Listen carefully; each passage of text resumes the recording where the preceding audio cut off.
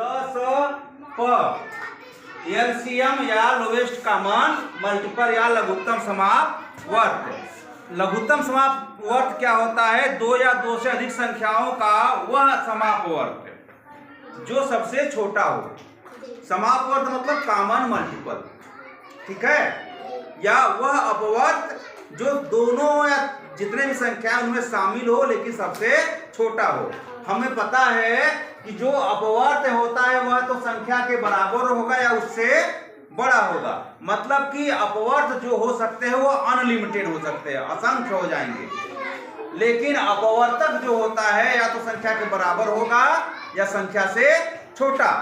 तो हम अपवर्तक अगर देखें या फैक्टर जब देखें तो वह अनंत नहीं हो सकता, असंख्य नहीं हो सकता, वह एक लिमिट मात्रा में रहेगा, ठीक है। तो यहाँ पे हम देख रहे हैं कि जो मल्टीपल है वो कई हो सकते हैं, है ना।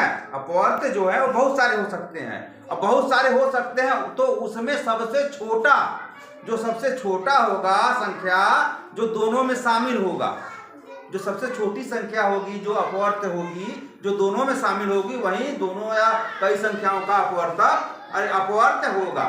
एलसीएम लोवेस्ट कॉमन मल्टीपल या लघुत्तम समापवर्त होगा। तो हमें एक एग्जांपल ले लिया है, 2 और 3 का लॉसन निकालना है।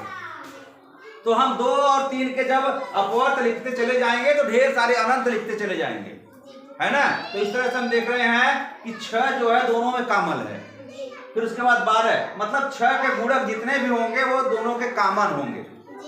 हम क्या किए, अब 2 और 3 के कॉमन या समापवर्त हम लिखते चले गए। 6, 12, 18, 24 इस तरह से बढ़ते चले जाएंगे, ठीक है। तो अब हमको क्या करना है, सबसे छोटा अपवर्त, लघुत्तम मतलब सबसे छोटा, है ना, कॉमन मतलब सम्मिलित अपवर्त। तो इसमें सबसे छोटा क्या है, तो 2 और 3 का LSP या एलसीएम क्या हुआ हमारा 6। आया समझ में? ये तो साधारण तरीके से है, इसके बाद हम दूसरा तरीका बताएंगे।